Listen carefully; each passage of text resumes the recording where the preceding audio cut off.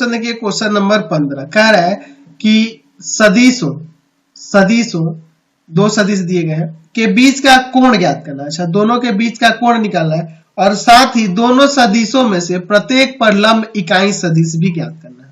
तो देखिए, पहले हम लोग प्रत्येक पर लंब इकाई सदिश निकाल लेते हैं, क्योंकि मुझे उसमें vector A cross vector B के मैग्नीट्यूड की जरूरत होगी कोण निकालने के लिए, है ना, अगर मैं क्रॉस प्रोडक्ट से निकालता हूं तो इसलिए मैं क्या करूंगा, सबसे पहले मैं मान लूंगा यहां पर एक को वेक्टर ए जो है आपका आई कैप प्लस का 2j कैप और प्लस का k कैप, और दूसरे को मैं वेक्टर बी मान लूंगा जो है आपका 3i कैप प्लस का j कैप और माइनस का k कैप। अब दोनों का क्रॉस प्रोडक्ट निकाल के इन पर लंब एक सदिश ज्ञात करूंगा, है ना। दोनों का क्रॉस प्रोडक्ट क्या होगा, इन दोनों सदिशों पर लंब एक सदिश होगा और उसका यूनिट वेक्टर निकाल लेंगे। तो एक क्वेश्चन तो हमारा पूरा जाएगा, फिर हम लोग दूसरा यानी कि उनके बीच का कोण की बात करेंगे। तो चलिए, सबसे पहले हमारा काम होगा कि दोनों का क्रॉस प्रोडक्ट निकाल लिया जाए।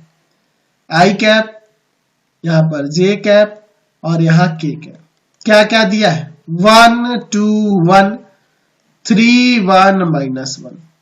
चलिए देखते हैं, आई कैप लेंगे आपका बचेगा 2 1 1 -1, माइनस का जे कैप लेंगे आपका 1 1 3 -1 आएगा, ठीक है।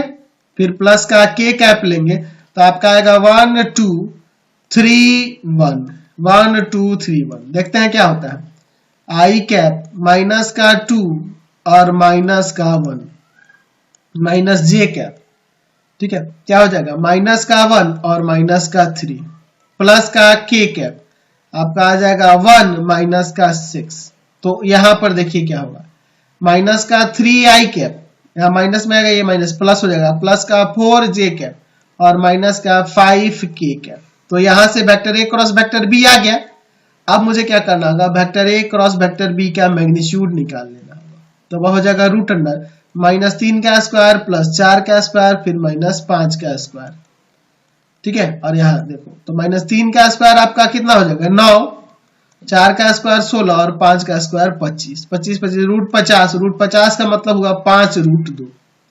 चलिए, तो लिखेंगे वेक्टर ए तथा वेक्टर बी दोनों पर लंब इकाई सदिश, लंब इकाई सदिश वह क्या होगा, तो दोनों के क्रॉस प्रोडक्ट में मुझे क्या करना होगा, उनके क्रॉस प्रोडक्ट के मैग्नीट्यूड से भाग कर देना होगा, यही ना हो जाएगा। तो दोनों का क्रॉस प्रोडक्ट आपका है माइनस का 3i कैप प्लस का 4j कैप और माइनस का 5k कैप, और नीचे उनका मैग्नीट्यूड है 5 रूट 2। अब यहाँ पे हम लोग इसे हम ऐसे भी लिख सकते हैं, चाहे अलग अलग भाग भी कर सकते हैं, 1/5 रूट 2 माइनस का 3i कैप प्लस का 4j कैप और माइनस का 5k कैप। तो आ गया, दोनों सदिशों पर लंब इकाई सदिश निकल गया। अब मुझे फिर कह रहा था कि उसके बीच का कोण ज्ञात करना है। तो कोण ज्ञात करने के लिए मुझे क्या करना था, सबसे पहले तो दोनों के क्रॉस प्रोडक्ट का जो मैग्नीट्यूड है वो चाहिए और दोनों का अलग अलग भी मैग्नीट्यूड निकालना होगा, ठीक है। तो दोनों का अलग अलग मैग्नीट्यूड निकाल लेते हैं पहले। तो वेक्टर ए बराबर और वेक्टर बी बराबर क्या दिया, तो वेक्टर ए बराबर में दिया था I cap plus 2j cap plus का k कैप, और वेक्टर बी बराबर दिया है 3i कैप प्लस का j कैप माइनस का k कैप। तो वेक्टर ए का मैग्नीट्यूड हो जाएगा रूट अंडर 1 का स्क्वायर प्लस 2 का स्क्वायर प्लस 1 का स्क्वायर, 4 और 4 2 6 रूट 6 आ जाएगा। वेक्टर बी का मैग्नीट्यूड रूट अंडर 3 का स्क्वायर प्लस 1 का स्क्वायर प्लस माइनस 1 का स्क्वायर, तो 9 प्लस 1 प्लस 1 यानी कि रूट 11 हो जाएगा, यही ना हो जाएगा जी।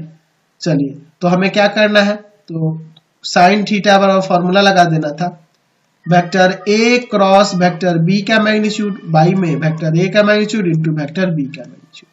तो साइन थीटा बराबर में हो जाएगा vector A cross vector B का मैग्नीट्यूड 5 रूट 2 और बटा में इसका रूट 6 और इनटू में रूट 11। इसको काट सकते हैं, रूट 3 बाद में कटेगा। तो यहां से आप लिख सकते हैं थीटा बराबर में साइन इनवर्स 5 बटा में रूट 33। ऐसे हम लोग कोण लिख सकते हैं, समझ गए ना। चलते हैं अगले क्वेश्चन पे। अगला